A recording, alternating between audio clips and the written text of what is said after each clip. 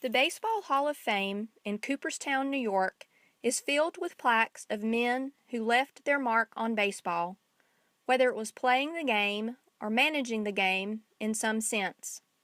However, in 2006, a woman's face joined the men's faces on the many plaques that lined the walls. This woman was Effa Manley. Effa Manley was the first woman inducted into the Baseball Hall of Fame and is still the only one.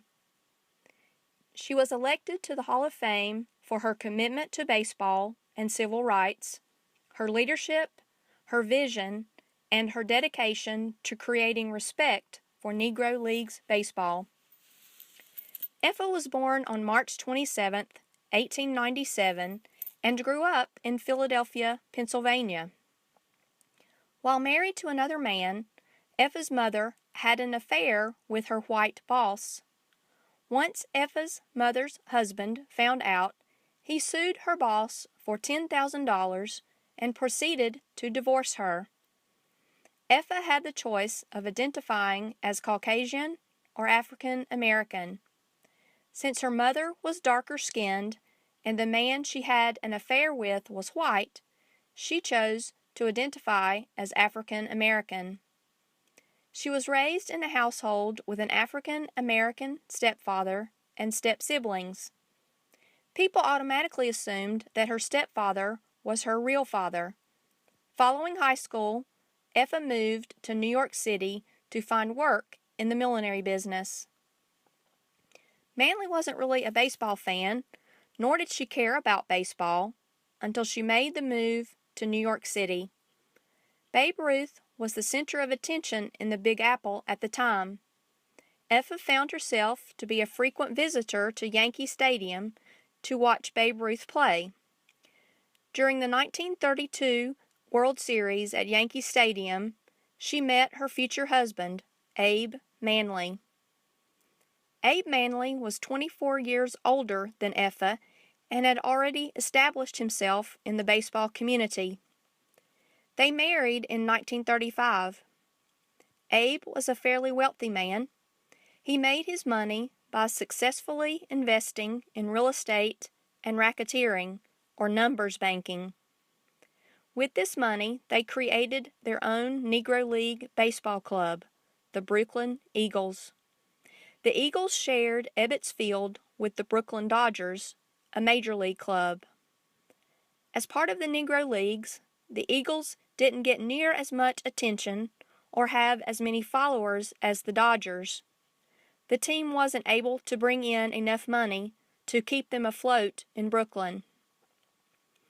Effa and Abe moved to Newark and bought the Newark Dodgers, a black semi-pro team.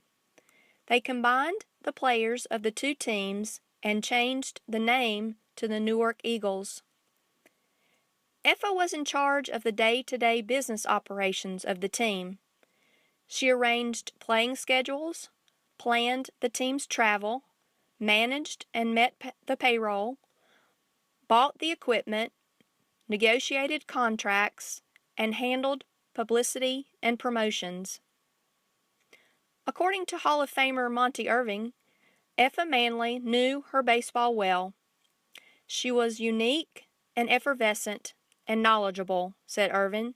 She ran the whole business end of the team. Pitcher James Walker said that she was also the disciplinarian of the team. She would call you in and tell you how to dress, what to do, who to associate with. When you had your problems, if they were personal, you went to Mrs. Manley, and she was very understanding as long as you towed the line. Not only did she take care of the business operations for the team, but she also took care of the players in general. She advocated for better pay, scheduling, and accommodations. The players traveled in a $15,000 air-conditioned bus, which was considered extravagant for Negro League players. She also hired a doctor and trainer for the players, which wasn't the case for any other Negro Leagues team. After Jackie Robinson broke the color barrier into the major leagues, Effa Manley made her goal to get some of her best players into the majors as well. Don Newcomb, a star pitcher, was recruited by Branch Rickey to join the Dodgers. He did, but without any compensation to Manley's Newark Eagles. Effa was not too pleased with Rickey. She tried repeatedly to set up a meeting with him, and he wouldn't ever agree to meet. Effa decided that she would try and get Monty Irvin to the majors. She ended up convincing the New York Giants to take Monty Irvin and pay her $5,000. With the sale of the rights to Irvin to New York, Manley established a precedent that the contracts of the Negro League clubs should be respected by Major League owners. She also got Indians owner Bill Veeck to buy Larry Doby's contract for $15,000.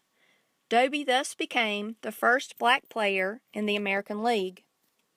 The deal also established a firm precedent. Major League owners from then on paid an average of $5,000 for each Negro Leagues player they signed.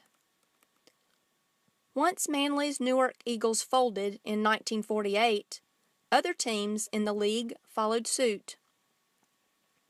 Not only did she advocate for her players in the baseball scene, she was also a social activist. She was the treasurer of the Newark chapter of the NAACP. She used the baseball scene to her advantage by using games to promote civic causes, such as the Urban League, and to fundraising for local hospitals. But perhaps the greatest testament to Manley's legacy are the smaller moments. The loan she gave to future Hall of Famer and Newark Eagles shortstop Monty Irvin when he needed a down payment for his first home, or the team she and Abe sponsored in the Puerto Rican Winter League to give players off-season employment. Effa Manley was thought of very highly by her players and colleagues. Not only was she a great businesswoman when it came to baseball, she also was a great person off the baseball field.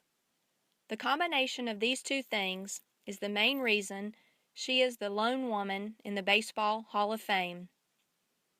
Effa Manley developed colon cancer, which then turned into peritonitis after she had surgery. She died on Saturday, April 25, 1981. She was buried in the Holy Cross Cemetery in Culver City, California.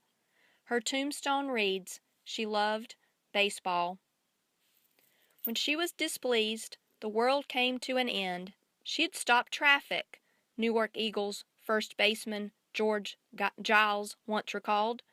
Mrs. Manley loved baseball, but she couldn't stand to lose. She'd take it more seriously than anybody.